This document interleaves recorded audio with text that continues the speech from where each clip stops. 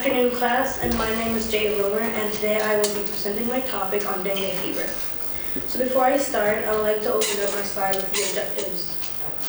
So here I will introduce to you vocabulary, introduction, its meaning and definition, the cause, symptoms for the 3 common dengue fevers, treatments, tests for dengue fever, statistics, the history, experiment, my preventions, compare and contrast of the primary and secondary vectors, pictures of those vectors, the virus structure for dengue fever, its believed origins, my bibliography, and then I will be happy to open the floor to any questions, comments, and/or constructive criticism.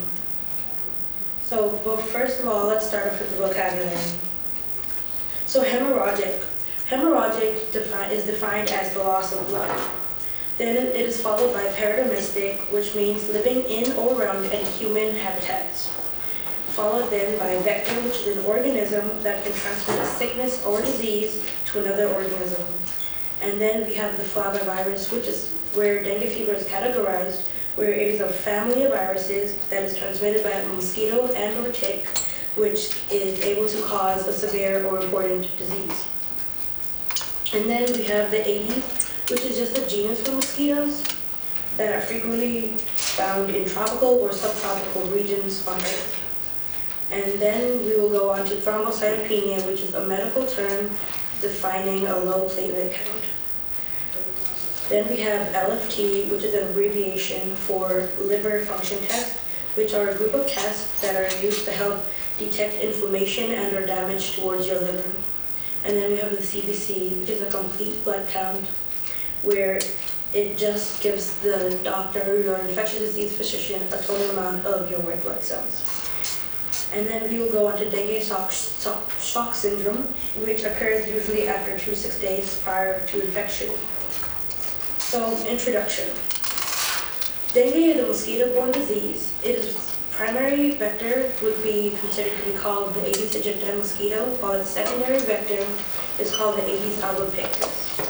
The dengue fever is also known to be a flavivirus. The flavivirus is also known to be a single-stranded RNA virus. Dengue and its meaning. So dengue fever, as I said in my first slide that had the vocabulary, is a viral disease of the tropics and subtropical regions that is transmitted by the mosquito, either its primary or secondary vector. It will be able to cause any acute pains in the joints and a sudden fever. This word is from Swahili. Kadinga pepo means a cramp-like seizure caused by an evil spirit. Causes and symptoms.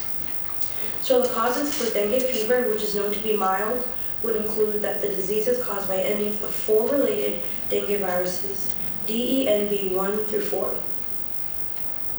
Causes for DHF, also abbreviated for dengue hemorrhagic fever, would include being bitten from an infected mosquito and being repeatedly exposed towards that infected mosquito. Who's at risk for generality for this disease would include the elderly, infants, and small children. For the elderly, the reason why that they are at risk is because their immune system is decreasing and the infants and small children are still trying to develop. So it's easier for them to contract the disease. Symptoms for dengue fever would include a high fever, severe headache, severe pain behind the eyes, joint pain, muscle and bone pain, rash, mild bleeding, and a pétaché. Now, a pétaché is a flat, round red spot under the skin surface that is caused by a hemorrhage, which is the bleeding under the skin. Symptoms for dengue hemorrhagic fever would include a fever, hemorrhage, thrombocytopenia, and a plasma leakage. Now, symptoms for dengue shock syndrome would include a weak pulse, complaint of abdominal pain, the patient becoming restless, and the skin may become clammy and or cool. Treatments and tests. Treatments for the mild dengue fever. Although there isn't a specific treatment for this disease, doctors usually advise their patients to take pain relievers with acetaminophen in them, but they also advise their patients to avoid the ones with aspirin since it could increase their chance of having a severe bleeding problem. They should also get plenty of rest and drink plenty of fluids, preferably water, and plan an appointment with their regular physician and/or infectious disease doctor. It usually occurs within the 24 hours when the fever declines. They should preferably go to the emergency room for further evaluation. tests for dengue fever. So not too long ago, the CDC had approved a new test by the FDA. CDC is just an abbreviation for the Center of Disease and Prevention and Control, while FDA is also an abbreviation for Food and Drug Administration. The test that was created by the CDC laboratories will be able to diagnose dengue and its symptoms within 7 days prior to the infection of the mosquito. And then it is followed by another test, PCR, which is otherwise known polymerase chain reaction. Polymerase chain reaction is simply known as the amplification of DNA. Moving on to liver function tests, as I said in my vocabulary side, it is a group of tests used to help detect inflammation and or any damage to your liver. And then CBC is an abbreviation for the complete blood count.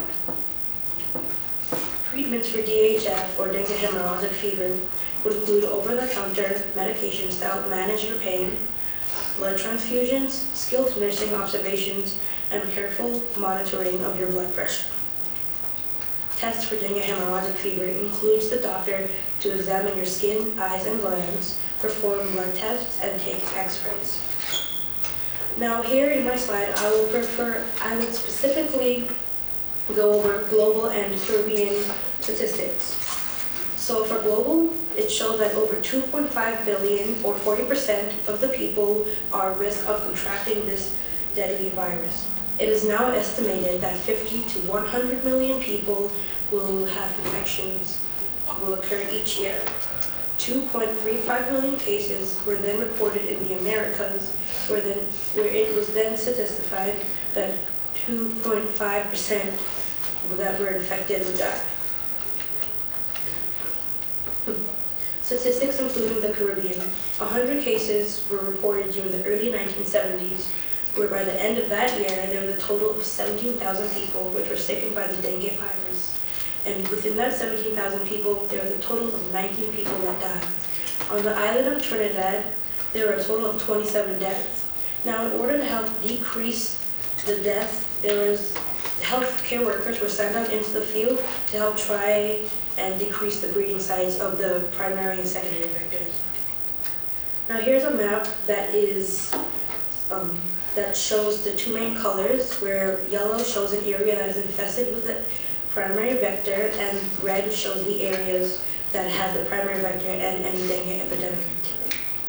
And this is another map concerning the Caribbean islands, where it also has the orange showing dengue risk areas, and the white is no risk areas. My history. So dengue epidemics occurred in Egypt and in Java in the late 1770s, where it was reported throughout the 19th to early 20th century, where it was also associated with not having any severe symptoms. Only muscle pain and rash were the symptoms that were used to describe dengue fever during that time. Deaths also occurred in Greece and Australia. My experiment. So the main objective for my experiment was to help control the AIDS population, primarily the secondary and primary populations, to help predict future outcomes and create a map showing risk and burden estimates. Outcomes of this experiment show that dengue is still prevailing and spreading quickly. My preventions. So preventions, it is preferably good to wear long clothing, have mosquito repellent when you visit areas that have a high risk of those two primary vectors, and bed nettings. Compare and contrast of the vectors. So here we have the primary vector, where both the primary and secondary vector depends on stagnant water. While the primary vector is a small black mosquito with white large-shaped markings, its lifespan is 3 weeks. The secondary vector is a black and white striped legs, also known as a tiger mosquito. Here are 2 pictures of the primary and secondary vectors. So now I'll move on to the virus structure. So dengue structure, or the virus structure. It contains the following: a nucleocapsid, which is then considered to have a viral genome, C proteins, and is surrounded by a viral envelope. Within the viral envelope, it contains E and M proteins that will help control the entry of that virus to infect the host. Origins. It is said to have come from either Asia and or Africa. My bibliography. And that's it. Jazz hands. you have a question, raise your hand. Yola? Okay, so you went over global statistics and statistics in the Caribbean. Is there any reason as to why the Caribbean in specific? Is it most common in the Caribbean? So based on my research, the Aedes mosquito, which is also a genus for the mosquitoes, are commonly found within subtropical or tropical regions. So yes, it's commonly, that's the prevalence. Jack? Is there any vaccine? Okay, so there were no vaccines for the dengue fever, but it can be treated so long as it doesn't develop into the severe dengue hemorrhagic fever. Tucson. You said an X-ray could be used to diagnose it. How would it show up in the X-ray? How would it show up? Well, the research that I have covered hasn't really went over that much, but I will get back to you. Any more questions? All right, Jasmine.